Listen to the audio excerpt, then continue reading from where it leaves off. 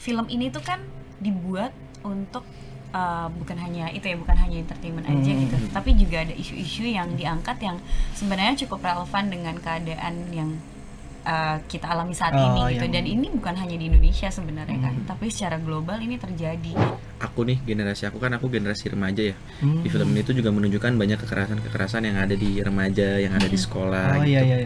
Lagi banyak juga sekarang. Lagi banyak banget kan gitu. Nah makanya di film ini juga bikin kita aware tentang hal-hal itu, kalau ternyata masalah-masalah itu tuh ada loh di sekitar kita. Betul.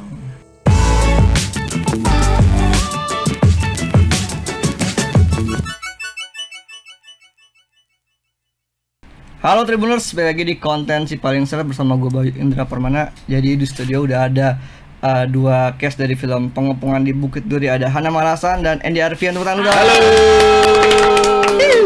Oh ini masternya yang Ini gini. Ini masternya. Hai. Bahkan mau di mana aja. Jadi mereka cast dari film Pengepungan di Bukit Duri. Betul. Jadi tentang apakah? Siapa yang dikepung di Bukit Duri film ini? Pak Kaib. Coba bisa menjelaskan? Ceritanya Langsung minta spoiler. Langsung minta spoiler. Mungkin sinopsisnya kali ya. Ini ceritanya tuh dimulai dari seorang Edwin yang diperankan oleh Morgan, yang dipesankan untuk sama kakaknya, mendiang kakaknya untuk mencari anaknya. Dan prosesnya itu membawa dia menjadi guru di sekolah Bukit Duri. Gitu. Dan di situ Pak Edwin harus mengalami melewati proses selain mengajar tapi juga harus bertahan di sekolah tersebut, karena sekolah Duri ini tuh sekolah untuk anak-anak yang bermasalah. Gitu. Jadi di situ Pak Edwin mengalami banyak kekerasan tapi juga harus tetap menjalankan misinya untuk mencari anak kakaknya. Betul. Itu sebenarnya. Oke, jadi tujuan utama si Pak Edwin mengajar tuh untuk mencari keponakannya itu. Ponakannya Pak Edwin. Oh, oke. Dan di sini Hana sebagai Ibu Diana, jadi guru BK di sekolah Bukit Duri. Oh, ada guru BK-nya juga. BK. Berani juga ibu guru. Bu Diana ini berani juga ya? Betul. Jadi justru menariknya itu, Bu Diana ini karakternya sebenarnya dia lulusan psikologi. Oke. Tapi setelah lulus, Diana ingin mencari tantangan lah ya, dengan mengajar di sekolah anak-anak yang bermasalah. Sebenarnya bukan hanya mencari tantangan ya, tetapi juga mungkin background cerita dia yang membuat dia ingin menolong banyak orang sebenarnya. Dan salah satunya ingin menolong anak-anak yang bermasalah di Bukit Duri, karena menurut Bu Diana mereka itu bukan bermasalah sebenarnya. Mereka hanya butuh mungkin didengarkan atau diayomi. Itu makanya alasannya Bu Diana akhirnya mengajar. Positif thinking sekali ya Bu Diana. Banget. Bu Diana tuh sangat positif ya. Setelah sih kelihatannya masih ya. Positive vibes. Kalau Andy sebagai Kristo. Kayak dipukulin mulu di trailer nih. Betul. Saya bagian dipukulin pokoknya. Siapakah Kristo ini? Kristo ini adalah salah satu murid di sekolah itu. Dia bisa dibilang anak baik-baik, tapi bisa dibilang anak bandel juga. Jadi dia tuh ada di tengah-tengah. Dia nggak baik, dia nggak jahat juga. Kenapa dia bisa begitu? Karena memang situasinya yang agak sulit ya. Jadi di sekolah itu tuh memang penuh dengan anak-anak yang bermasalah. Jadi ketika ada satu orang yang beda sendiri, pasti itu akan menjadi masalah kan? Oh iya. Paham kan? Iya. Jadi anak bermasalah. Bagaimanapun caranya dia harus bisa blend in, bisa menyesuaikan lah di lingkungan itu. Makanya itu yang membuat dia menjadi Kristo yang akan nanti dilihat di film gitu. Padahal sebenarnya anaknya bukan seperti itu, tapi karena keadaan dan situasinya, ya itu yang memaksa dia menjadi seperti itu. Kenapa tiba-tiba Kristo ada di sekolah itu, disekolahkan di sana? Karena nah ini nih menariknya. Kristo itu, jadi setiap Bang Joko kalau dia buat film itu pasti dia kan sudah lengkap ya, ada karakter sheet dan dia tuh selalu detail ngasih tahu background story pemain-pemainnya, talent karakternya. Kalau background story-nya Kristo ini sebenarnya dia tuh korban sih. Dia korban dari salah satu keluarganya yang mengharuskan dia dituduh gitu. Dituduh anak-anak bermasalah, padahal sebenarnya dia anak baik kayak gitu. Intinya dia tuh jadi korban juga. Dan kayaknya yang dialamin Kristo ini yang dialamin banyak orang di luar sana juga sih. Kayak dia tuh terjebak keadaan terjebak gitu ya, karena anak baik-baik tapi dia terjebak di keadaan dan mungkin dia bertemu dengan orang-orang yang jahat juga gitu. Oh, jahatnya bukan karena emang pengen jadi tapi memang karena keadaan mungkin ya? Karena keadaannya. Oke. Sesusah apa memerankan Kristo ini? Aduh, susah lagi. Jujur susah lagi. Kalau gue biasanya kan kalau jahat ya jahat, baik ya baik gitu kan. Iya. Nah ini abang nih kayaknya mau ngasih tantangan ya sama karakter Kristo ini, dan alhamdulillah ternyata gue yang berjodoh. Jadi gue harus bisa memerankan karakter Kristo ini sebelievable mungkin sih permasalahannya. Kayak gue nggak bisa dibilang anak baik-baik, tapi gue nggak bisa jahat, jadi anak jahat juga gitu. Jadi kayak berusaha approach ke dalam karakter Kristonya dengan gimana bisa memahami psikis karakternya, psikologi karakternya, kayak ngerasain apa yang Kristo rasain. Menurut gue itu susah banget sih, karena kompleks. Karena kalau di trailer kan masih katanya dia baik-baik aja kan, baru yang kayak dipukulin, kemudian keresahan-keresahannya dia pengen lari dari sesuatu yang sama si Edwin itu. Betul. Katanya anak baik-baik banget lah gitu. Itu masih banyak rahasianya. Masih banyak rahasianya. Kalau menjadi ibu Diana apa susahnya, Hana? Menjadi ibu Diana ya, mungkin sebenarnya menyampaikan apa ya, untuk berperan sebagai guru itu kan kayak cukup beban yang cukup jadi guru besar beban ya. Gitu. Cuman untungnya seperti yang dibilang sebelumnya, abang itu selalu menyiapkan karakter sheet, karakter background, jadi kita sangat mudah untuk masuk ke dalam karakternya dan nge-craftnya tuh bareng-bareng gitu. Jadi kita diskusi.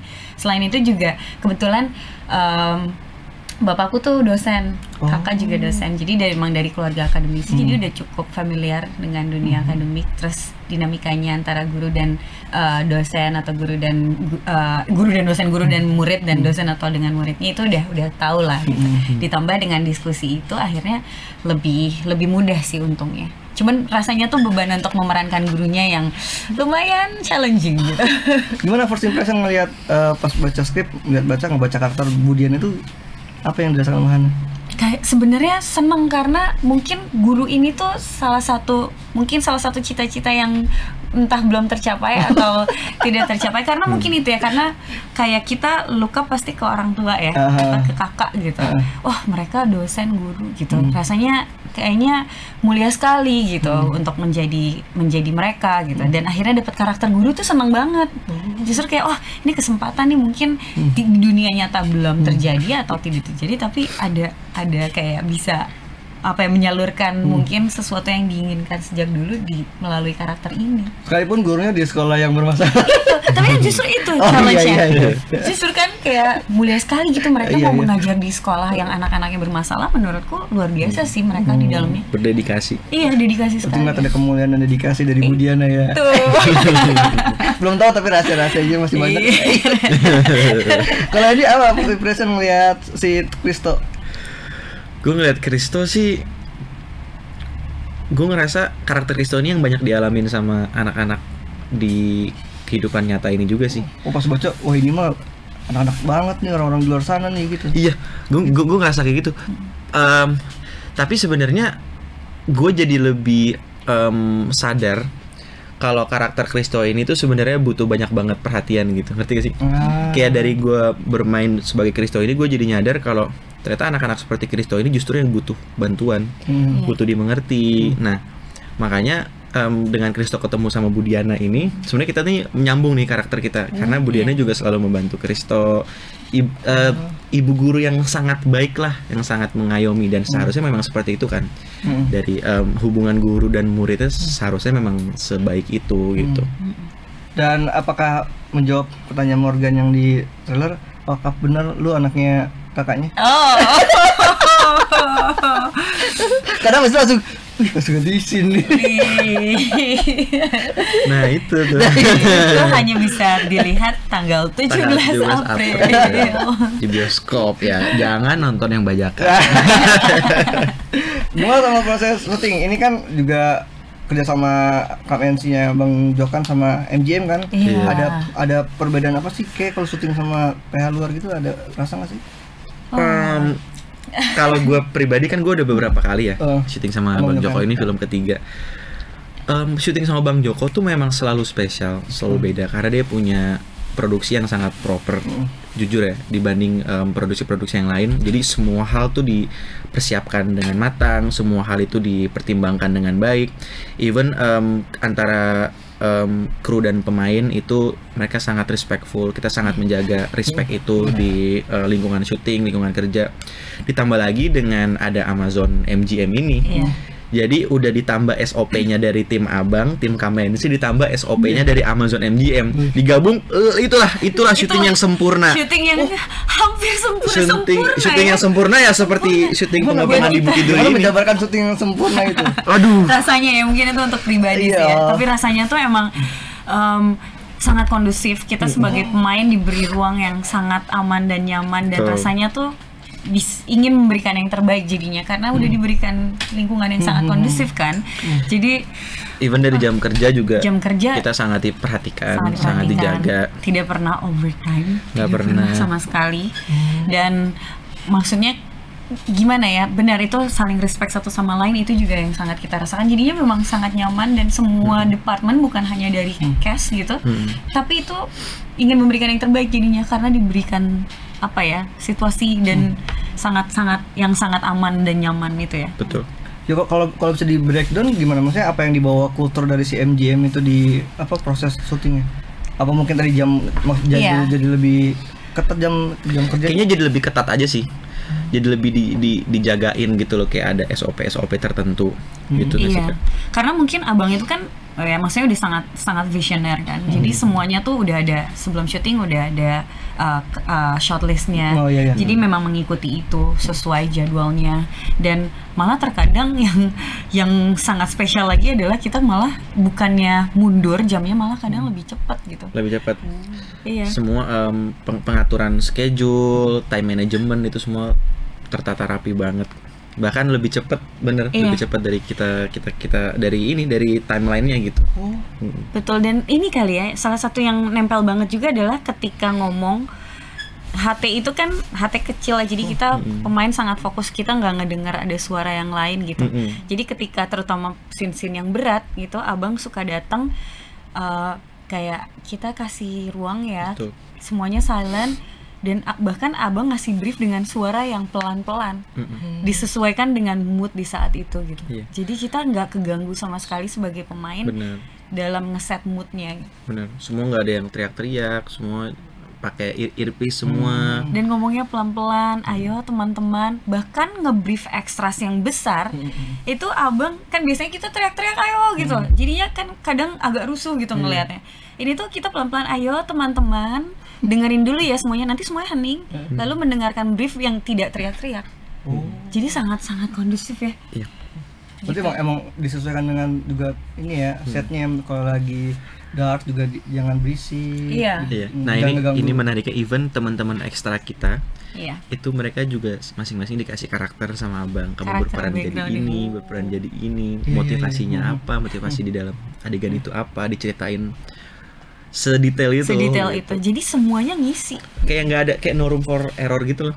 Rasanya. Itu mungkin salah satu yang akhirnya ngebuat semuanya sangat efektif dan efisien. Dan kita juga jadi pengen berusaha ngasih yang maksimal karena dari semua divisi udah bekerja dengan maksimal. Kita ngerasa kayak masa kita dari divisi aktor, dari divisi pemain kita kalah sih, kita nggak boleh kalah juga. Kita harus bisa ngasih, bisa all out juga gitu. Betul. Jadi pengen ngasih feedback lah ya. Feedback juga. Nah, ini yang selalu diomongin kalau pemain yang bisman sama Bang Jok tuh excitednya kayak gini, cita-citanya kayak gini. Bener. Sama lagi cita-citanya kayak jadi bener lagi kayak di project kan kalau Bang Jok kan kesini terus bilang Bang Jok tuh begini, wah seseru ini, sedalam ini. Dan yang pengen aku tahu gimana proses kalian dipilih sama Bang Jok, karena yang sebelum-sebelumnya tuh selalu cerita Bang Jok kan suka dari jauh-jauh hari tuh, jauh-jauh project bilang ngajakin atau nge-tag duluan. Nah kalau buat kalian berdua gimana? Kalau aku sih seperti pada umumnya aja, jadi aku dikasih info sama tim casting director kita untuk kayak Abang lagi ada film baru nih, kamu mau coba casting nggak? Gitu. Akhirnya aku seperti casting pada umumnya. Cuman yang aku tahu di film ini ada beberapa pihak yang menentukan, begitu kalau nggak salah. Jadi kayak kita kan bekerja sama dengan Amazon MGM kan, jadi mungkin kayak ada aku nggak ngerti istilahnya, pokoknya intinya kayak ada beberapa pihak yang ikut terlibat juga gitu. Waktu itu bekerja dengan Abang Joko Anwar adalah salah satu mimpiku sebenarnya sejak lama sekali. Terus sampai akhirnya ada satu momen, ada di satu acara yang sama.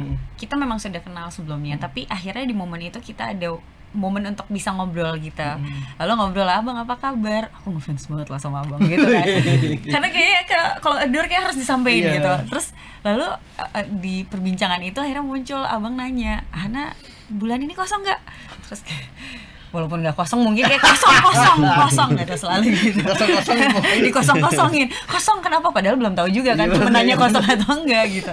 Tapi akhirnya aku ada project nih, kamu mau ya ikut casting? Mau banget gitu. Akhirnya terus oh yaudah selesai ngobrol-ngobrol, selesai, aduh itu beneran gak ya? Masih kayak mimpi apa jangan-jangan basa-basi gitu kan ya kayak, tapi kayak oh gak boleh negatif thinking. Taunya benar, seminggu kemudian dihubungin casting directornya, terus Han kita casting ya, oh yaudah akhirnya casting datang, terus menunggu seperti biasa proses, so kayak cukup aduh deg-degan pengen banget, tapi akhirnya ya udah pasrah aja dan akhirnya dapat diumumin. Nunggunya sempat lama nggak sih Kak? Lumayan ya Aku kayaknya. Aku juga sempat lama kayak beberapa minggu gitu. Iya kayak 2 minggu 3 minggu gitu, 3 minggu agak kan deg-degan gitu kan. deg-degan, aduh pengen banget, tapi kayak ya udah kita serahkan pada semesta gitu.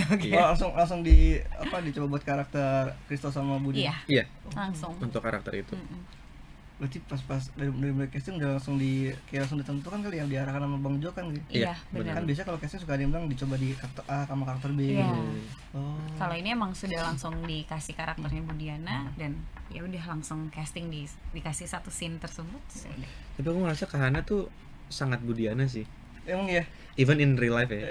Dia tuh emang tipe yang ngemong kayak Budiana banget. Jadi aku ngerasa kayak ih cocok banget ya pas peran Budiana. Itu yang menarik dari abang kali ya. Sebenarnya abang kayaknya juga mencari apa ya, kayak karakter yang ada resonansi dengan orangnya gitu. Iya nggak sih?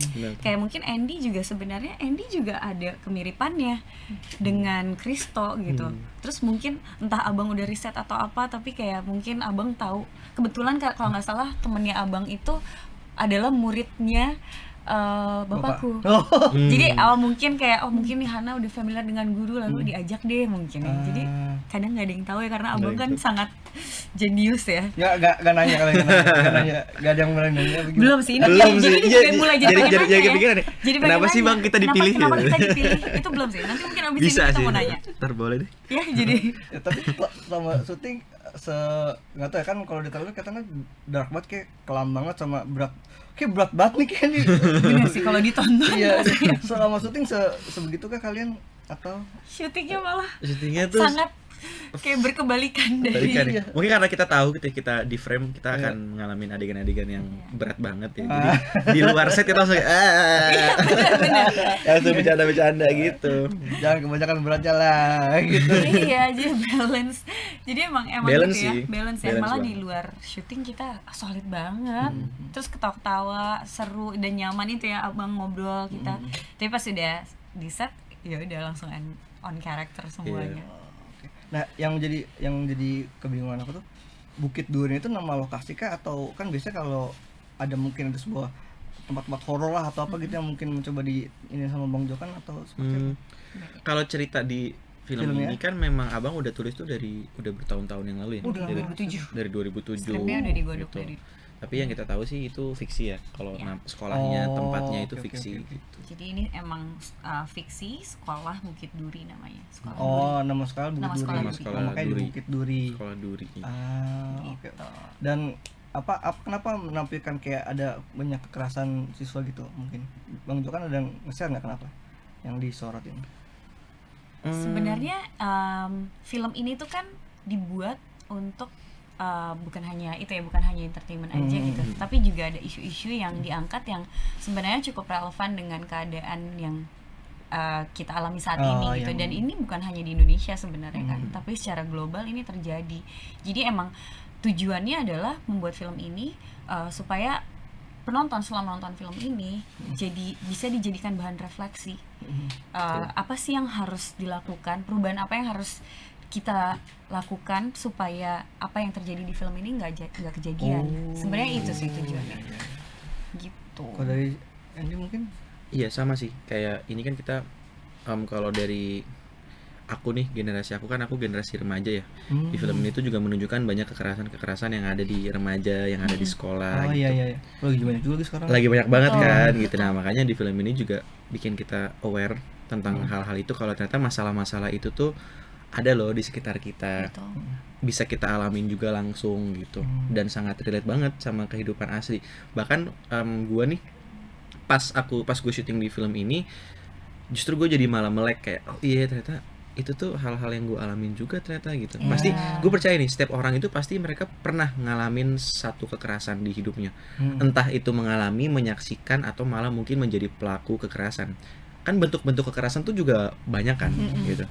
Dari mulai verbal, non-verbal, fisik, psikis, seksual, segala macam gitu. Nah, jadi film ini tuh mengangkat isu-isu tentang salah satunya dengan berbagai macam banyak isu yang ditampilkan di film ini, salah satunya kekerasan remaja gitu.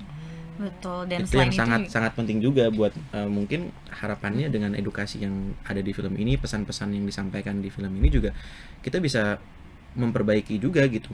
Kayak gue nih misalnya, ntar kalau gue punya anak, gue juga harus mikirin itu kan. Mikirin itu sebenarnya dari sekarang gitu. Gimana caranya, apa yang bisa gue lakuin, kontribusi apa yang bisa gue lakuin supaya nanti generasi anak gue nggak mengalami kekerasan itu gitu. Nggak mengalami dan nggak jadi pelaku lah ya. Betul banget. Apalagi jadi pelaku kan, serem banget kan gitu kan. Tiba-tiba. Iya, dan itu kan bisa terjadi di lingkungan sekolah. Karena setiap hari anak-anak itu kan dari pagi sampai sore itu ada di sekolah. Ada di sekolah, bukan di rumah. Bukan di rumah gitu. Berarti akan juga tergambarkan dong kenapa anak-anak yang bermasalah di sekolah ini tuh mereka melakukan kekerasan tuh, berarti sebenarnya nanti akan digambarkan gitu. background-backgroundnya kenapa? Background-backgroundnya dan itu yang maksudnya ingin sekali diangkat gitu, karena gimana sih kayak kekerasan itu terjadi kan mungkin untuk anak-anak remaja itu kan mereka kan mencontoh ya sebenarnya. Kenapa mereka melakukan kekerasan? Mungkin di lingkungan sekolahnya atau di rumahnya yang mereka lihat kekerasan itu adalah suatu solusi. Gitu. Iya. Bukan suatu masalah. Sedangkan berarti itu kan munculnya dari yang mereka teladani gitu.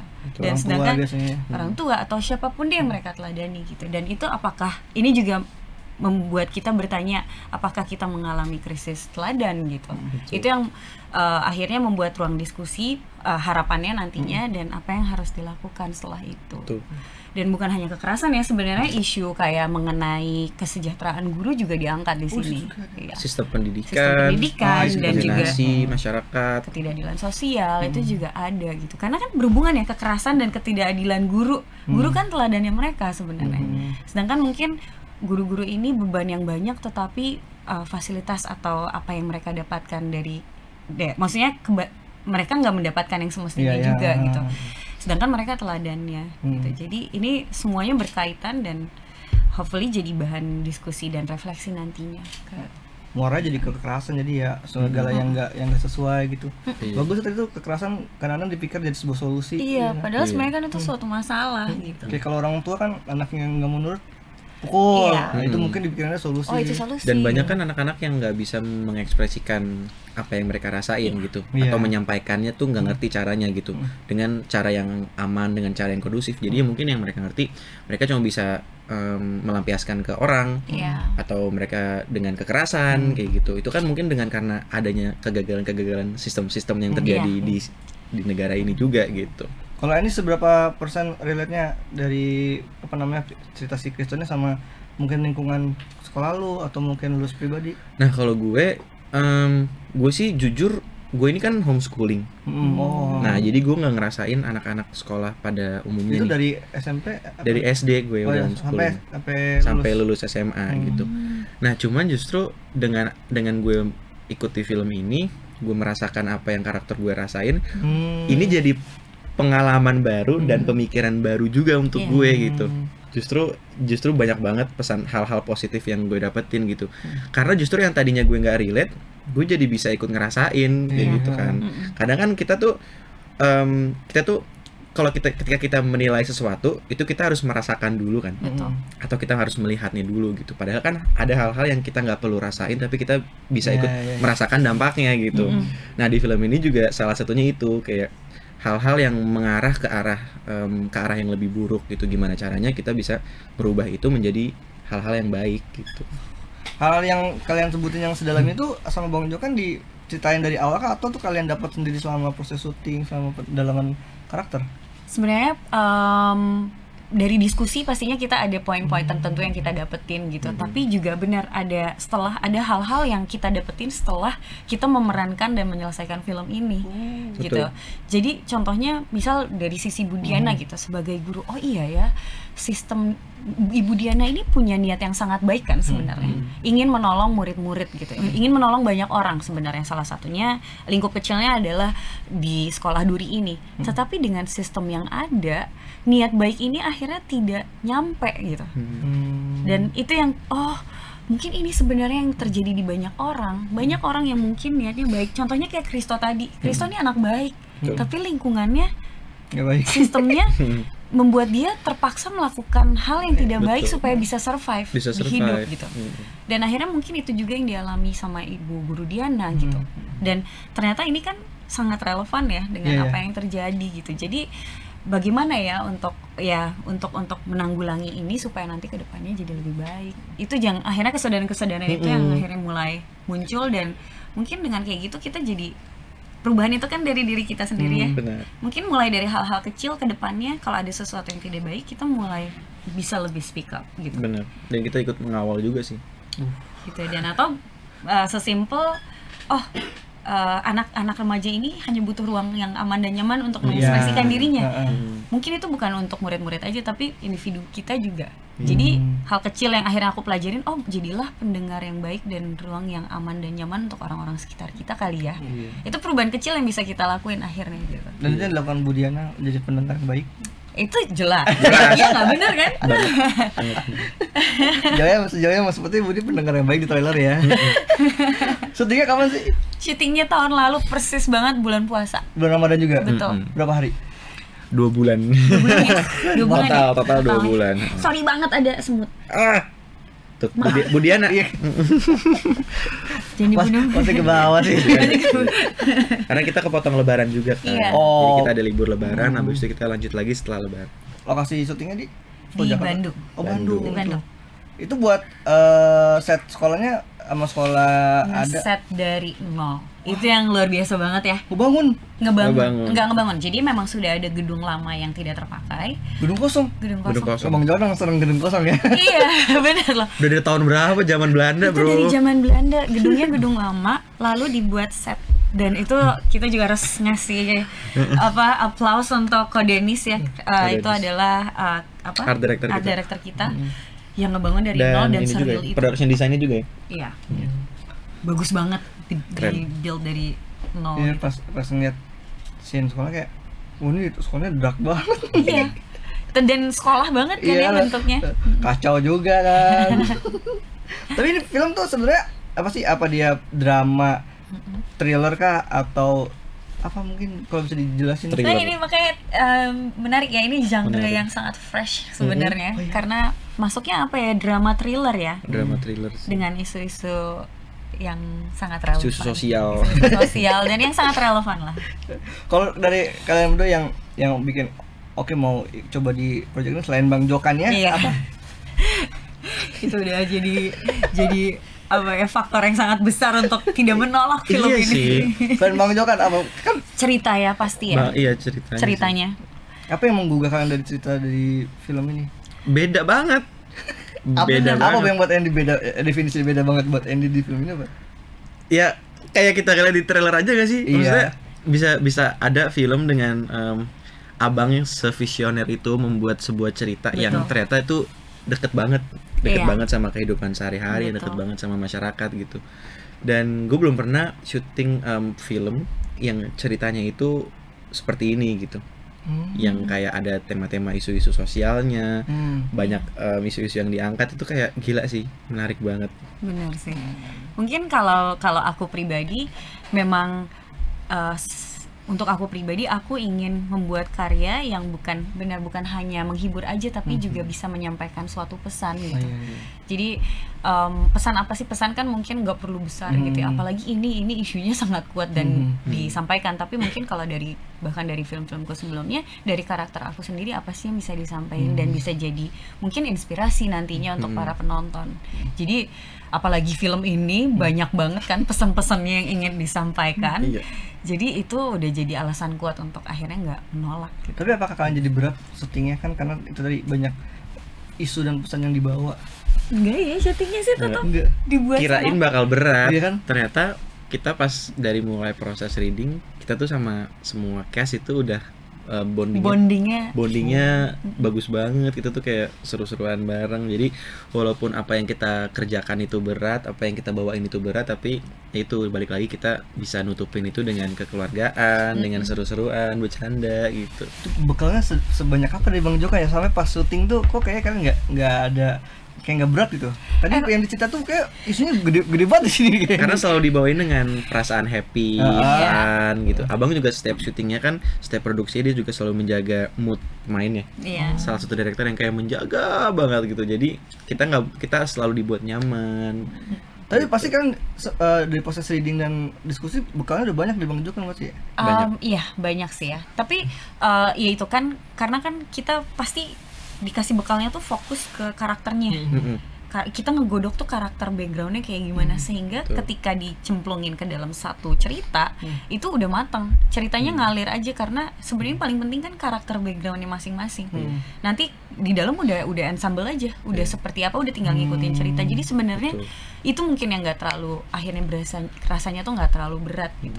Kita fokus dengan karakter ya. Dengan karakter. Jadi ketika karakternya sudah dibuild dari awal dengan kuat, dengan modal yang cukup sama Abang, kita dikasih dalam pengeksekusiannya, kita dikasih ruang yang luar biasa juga, yang kita dikasih ruang yang besar juga buat meranin karakter kita masing-masing. Dan gak susahnya tuh karena itu kali ya, setnya aja udah real banget. Semua pemain juga ngasih energi yang luar biasa gitu. Jadi rasanya tuh udah berbalik gitu. Dan mainnya nggak aku sih nggak sesulit itu gitu. Iya, nggak terlalu. Bahkan ada satu fun fact-nya, ada satu scene, nggak beberapa scene sih, tapi di dalam satu situasi yang sama kita itu disuruh bebas mau ngapain, mau jalan kemana, apa yang reaksi natural kita tuh kita bebas. Kamera yang ngikutin kita. Betul. Gitu. Itu menarik banget tuh salah satu. Itu. Jadi emang ini situasinya ruangan kalian. Kalian sebagai karakter kalian terserah di situasi ini kalian kira-kira ngapain terserah. Ikutin rasanya, ikutin impuls yang ada di dalam badan kamu, nanti biar kamera ngikutin. Itu kayak terserah kita mau sebagai kita pemain, larian kayak mau kita kayang kayak bebas. Asal sesuai dengan karakter ya. Itu yang akhirnya wah ini kapan lagi nih kita dapat ruang sebebas ini gitu sebagai pemain. Lucu banget treatmentnya. Seru banget. Tapi kelihatan ya, maksudnya kalau misalkan bekalnya cukup dari sebelum syuting, terus proses syutingnya juga menyenangkan, disupport, setnya juga tadi support. Maksudnya aja kalian di film yang berat tapi menyenangkan syutingnya. Betul. Itu. Bayangin aja udah syutingnya berat, ceritanya berat, kalau ketemu juga yang berat, tim-tim yang kayak sengaja gitu, kayak ini harus dibuat seserius itu gitu. Jadi kan jadi berat banget. Itu tadi semua yang diproduksi Bang Joka datang ke sini tuh datang kita tuh ketawa-tawa. Even kemarin film Siksa Neraka pun Siksa Kubur. Itu kan serem ya, itu kan. Berat juga kan padahal. Tapi mereka ternyata dengan masih bisa senyum-senyum. Enak kok. Padahal pas nonton tuh kayak di film kok stres gitu, depresi gitu. Gue juga nonton trailernya juga stres, chaos banget. Di mana-mana kerusuhan, di mana-mana saja. Situ serunya. Tapi pas udah tayang trailernya gimana respon di sosial media dan kalian berdua ngeliatnya? Waktu kita nonton bareng ya. Jadi waktu trailer kita bareng kan, ada press con-nya. Kayaknya cuma pegangan semuanya. Pegangan sih, perasaannya luar biasa. Tapi kalau respon dari netizen gitu ya, orang-orang ini juga bahkan dari trailer aja udah memicu bahan perbincangan juga. Teori. Bahkan disambung-sambungin gitu kan, kayak teori Joko Anwar gitu, konspirasinya Bang Joka. Udah jadi bahan diskus juga banyak gitu. Kalian ngikutin kayak gitu nggak di karya-karya Bang Joka? Gue sih ngikutin. Gue main di filmnya tapi gue juga ngikutin karena kan dia kan juga banyak kan, maksudnya dia kan suka main rahasia-rahasiaan gitu kan. Banyak rahasia. Itu kadang kalau kita tanya cuma senyum. Cuma senyum. Oh, kenapa sih nggak bisa dikasih tahu aja gitu? Emang iya gitu. Lagi kapan ya ada di preskon kan datang ke acara diskusi gitu muncul kan terus ngobrol sama fans-fansnya. Bang, ini teori gini kan sih? Dia ngikutinnya sampai sedalam itu mereka fans-fansnya. Iya. Dan ini juga disangkut-sangkutin sama teori-teori juga berarti ya? Itu dia. Mungkin nanti setelah nonton kalian bisa mencari teorinya itu. Oke, kalau kita ngomongin film Pengepungan di Bukit Duri, ini tayang filmnya kapan? 17. Ya. Ayo, Gimana chemistry-nya? Iya, chemistry. 1 2 3. Tanggal 17 April 2025. Bioskop. Ketika film ini tayang, kira-kira experience apa yang didapetin penonton? Maunya. Ya, menurut bayangan kalian. Dari Hana dulu deh. Experience ya, harapannya. Harapannya boleh deh. Apa ya? Iya, membukakan pikiran mereka untuk apa ya? Untuk berdiskusi atau maksudnya membuka pikiran mereka bahwa isu-isu ini ada dan hal apa yang harus kita lakuin untuk membuat perubahan. Hal kecil apa gitu. Seenggaknya nggak usah yang besar deh, yang kecil. Hal kecil apa yang bisa kita ubah ya supaya ini nggak terjadi. Hopefully penonton keluar tuh bisa berpikir seperti itu. Udah ini. Kurang lebih sama kayak yang dibilang Kak Hana. Cuma mungkin gue juga berharap ini bisa menjadi hiburan ya, buat orang, buat penikmat film atau seluruh masyarakat yang pengen ngerasain nonton film yang berbeda daripada yang lain, ngerasain cinematic experience yang baru. Betul. Karena film ini juga menurut gue sempurna banget sih dari mulai sinematografi. Sinematografi kita tuh penonton itu diajak untuk masuk ke dalam tengah-tengah situasinya gitu. Memang sengaja didesain seperti itu sama Bang Joko. Dari directing Abang juga luar biasa. Dari semua cast dan kru itu mereka luar biasa banget. Jadi kayak ternyata banyak banget sih hal yang bisa didapetin dari nonton film Petak. Maaf kebanyakan promo.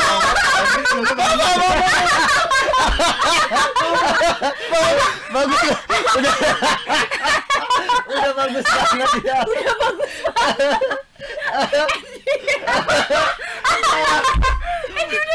Mungkin ini kayak petaka pengepungan di Bukit Duri. Merah banget mukanya.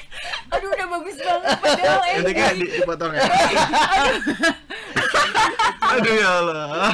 Apa ini? Puasa mungkin nggak apa-apa. Ya pokoknya itulah yang bakalan kalian dapat kalau kalian nonton film Pengepungan di Bukit Duri ini guys. Gitu.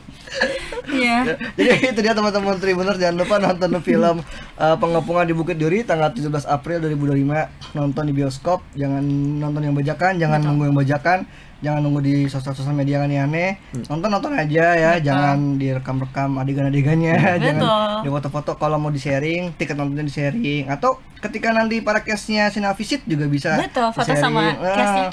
Jadi nggak usah FOMO buat nge-share adegannya, itu nggak bagus tuh, nggak keren. Jadi buat teman-teman Tribuners jangan lupa nonton film Pemukiman.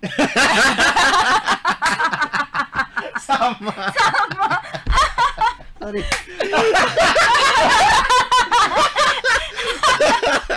Aduh sakit berat gua. Aduh lucu banget. Gua aja ngomong. Tapi jujur sebenarnya dia tadi kalau mau nyebut Pengepungan di Bukit itu selalu ngeliatin nanti kalian karena ngeri ke ini kebelibat Pengepungan. Bangga jangan nonton film Pengepungan di Bukit Duri tanggal 17 April 2025. Jadi buat Andy sama Hana, thank you udah memberikan. Thank you banget udah diundang.